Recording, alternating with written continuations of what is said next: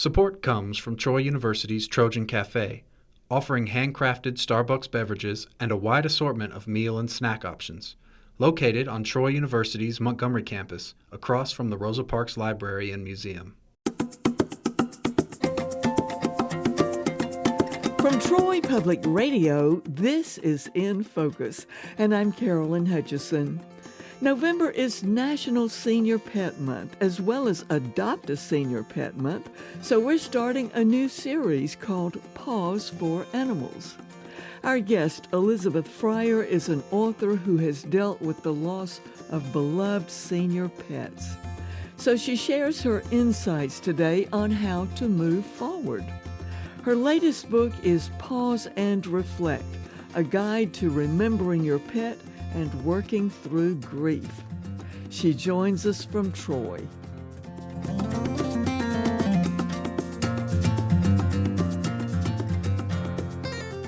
Liz Fryer, welcome back to Troy Public Radio. Thank you. I am so honored to be here. The honor is mine, Liz, because you are the author of some 4 books about pets and their human owners. And you are here today to launch our new animal series. It's called Paws for Animals. You can spell paws either P-A-U-S-E or P-A-W-S. And you're a former school teacher, a retired school teacher. Yes, I was a reading specialist, so I taught kindergarten through 12th grade and just went to wherever I was needed in the school system. Pets have been and are such a huge part of your life, and we're here to talk about a special aspect of pet ownership. Your book is called Pause, P-A-W-S, and Reflect, a guide to remembering your pet and working through grief. This book is really special. How did it come about? This book I was asked to write by some of Spencer's friends from Twitter, and they have lost pets along the way. They asked me, could you write a book to help us get through this grief? And I said, oh, yes, I need it myself. That's what launched me trying to come up with some ideas and look into some research and help myself along the way, too. So just to remind your listeners who Sir Spencer Pug was named after, who was it? We named Spencer for the Spencer family in the United Kingdom, Princess Diana's family, and we thought that was just so regal, it matched his personality. Chapter 2 in your research talks about unconditional love between pets and humans. So what does the research say? The research says it's more than we think it is. Even MRIs show that when dogs see their owner, their brain lights up in a certain area, not because of food, not because of treats. It's truly the love section of their brain that lights up when they see us. And then people love their pets so much because the pets don't get in cars and drive off. The pets are here, and they serve a purpose for people, sometimes even service animals. Sometimes they even serve the purpose of them just not being alone. And that love hormone that kind of lights up, it's called oxytocin.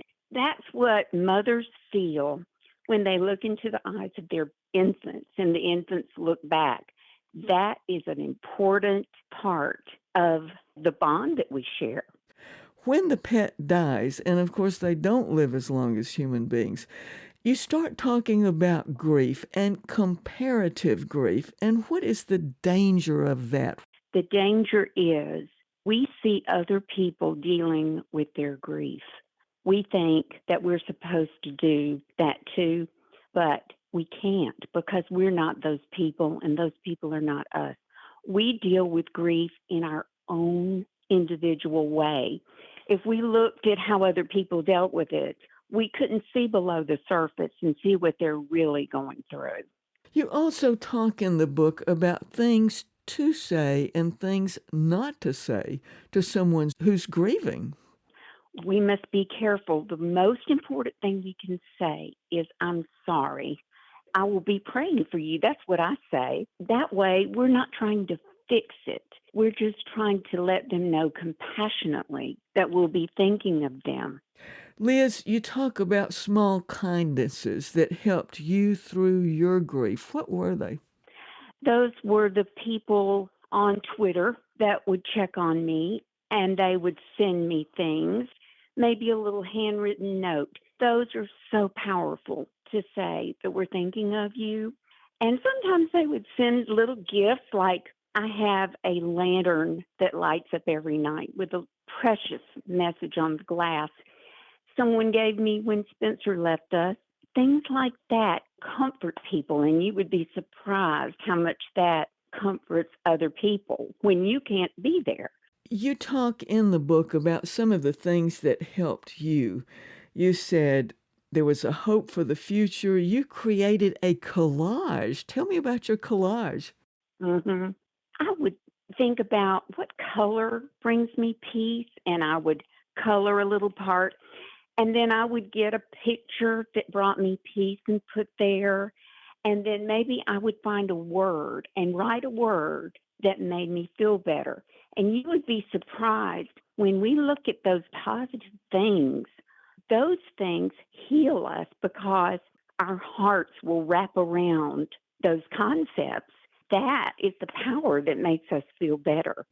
You also talked about turning away from anything distressing or troubling. hmm How important is that? It's huge because we have to go to work, we have to go to the grocery store, and we do have to keep living. Some people say, oh, it was just a dog, it was just a cat, but we cannot let that make us even sadder. We have got to press forward and say, where are my positive people in my life? I need them. Maybe we could just get a little message from them, or maybe they could call us.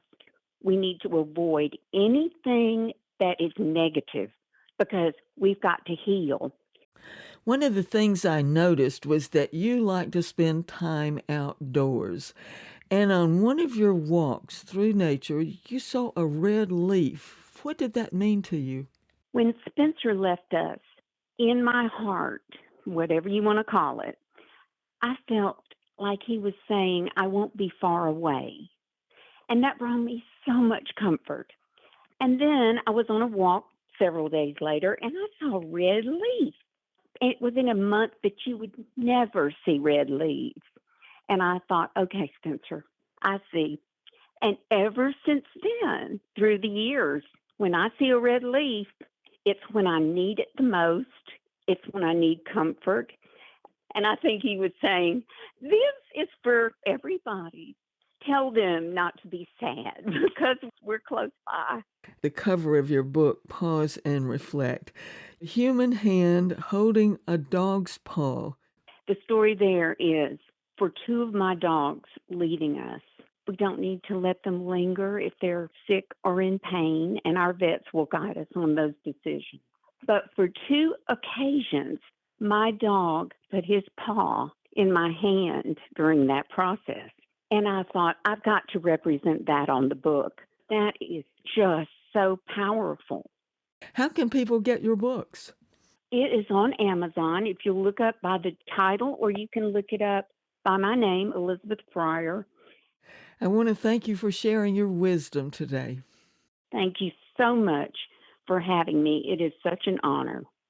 Joining us from Troy was author Elizabeth Fryer, whose latest book is Pause and Reflect, a guide to remembering your pet and working through grief.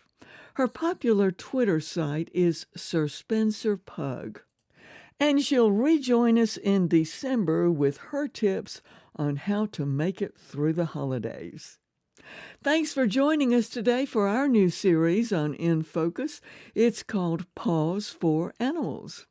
Our program is a podcast wherever you get your podcasts. I'm Carolyn Hutchison, and this is listener-supported Troy Public Radio.